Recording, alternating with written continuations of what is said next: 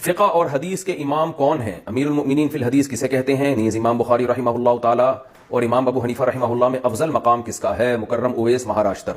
امیر المؤمنین فی الحدیث امام بخاری رحمہ اللہ تعالی کو کہا جاتا ہے کیونکہ آپ نے حدیث پہ بہت کام کیا اور آپ کے فضائل مشہور و معروف ہیں۔ رہا یہ کہ امام بخاری کا درجہ بلند ہے یا امام ابو حنیفہ کا، تو امام حنیفہ تو تابعین میں سے، امام بخاری تو بہت بعد میں آئے ہیں۔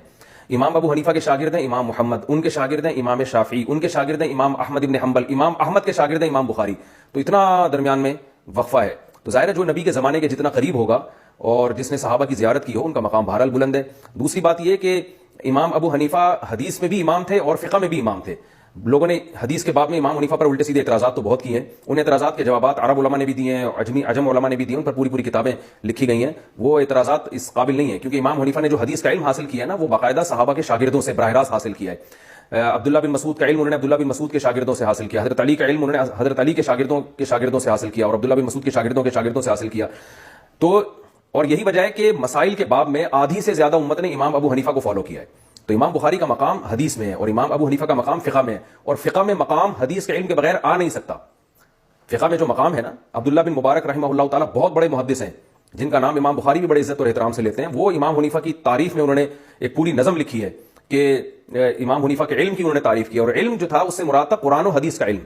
قرآن اور حدیث یعنی جس میں قرآن بھی ہو اور اس میں حدیث بھی ہو۔ قرآن و حدیث کا علم پہلے آتا ہے، فقہ کا علم پھر بعد میں آتا ہے۔ تو اس لیے یہ کہنا کہ امام ابو حنیفہ جو تھے وہ محدث نہیں تھے، یہ بالکل بیکار قسم کی بات ہے۔ جو حدیث میں جس کو مہارت نہیں ہوتی وہ آگے فقہی مسائل نکال ہی نہیں سکتا ہے۔ تو جس کو فقہ کا امام کہہ دیا نا، وہ حدیث تو خود بخود آ گئی اس کے ذمن میں۔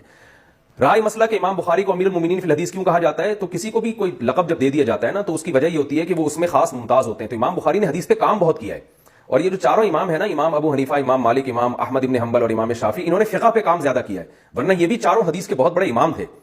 لیکن امام بخاری نے خاص حدیث کو فوکس کیا، اور ان کا سب سے بڑا کارنامہ یہ ہے کہ انہوں نے وہ احادیث جن کی صحیح ہونے پر پوری امت کا اتفاق تھا، ان احادیث کو ایک الگ کتاب میں جمع کر دیا ان کی سندوں کے ساتھ، اور حافظہ بے پناہ اللہ نے آپ کو دیا تھا، تو ان کی سندوں کے ساتھ ایک ایسی کتاب میں جمع کر دیا جو اصح الکتب بعد کتاب اللہ کہلاتی ہے۔ تو یہ کام چونکہ امام بخاری نے کیا ہے، تو اس بیس پر ان کو امیر المؤمنین فی الحدیث کا خطاب ملا ہے۔ باقی مسائل کے معاملے میں امام بخاری کو امت نے فالو اس لیے نہیں کیا، محدثین نے بھی فالو نہیں کیا۔ اس کی سب سے بڑی دلیل یہ ہے کہ امام بخاری کے شاگرد ہیں امام ترمذی رحمہ اللہ تعالی۔ امام ترمذی جب کوئی حدیث لے کر آتے ہیں تو اس میں بتاتے ہیں کہ فقہ کے اس مسئلے میں مجتہدین کی رائے کیا ہے، تو اس میں وہ امام حنیفہ کا بھی ذکر کرتے ہیں، امام شافعی کا بھی ذکر کرتے ہیں، امام احمد بن حنبل کا بھی ذکر کرتے ہیں، اور عبداللہ بن مبارک کا بھی ذکر کرتے ہیں، مگر کبھی بھی انہوں نے امام بخاری کا ذکر نہیں کیا کہ امام بخاری کی اس مسئلے میں یہ رائے ہے،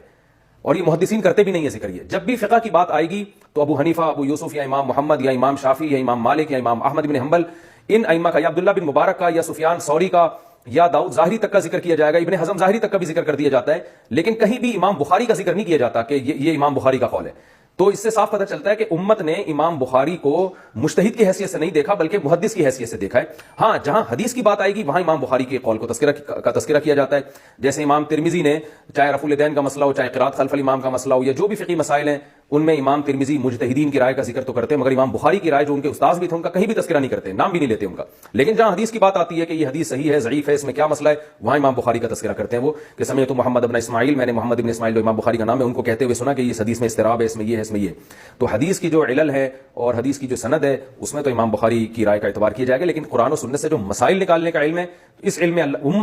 امت نے جو ہے ان ائمہ کو فالو کیا ہے، ان جو چاروں امام گزرے ہیں یا ان کے علاوہ جو مجتہدین گزرے ہیں ان کی رائے کو معتبر مانا ہے، اور انہی کا تذکرہ کیا جاتا ہے، حتیٰ کہ محدثین بھی یہ انہی کا تذکرہ کرتے ہیں۔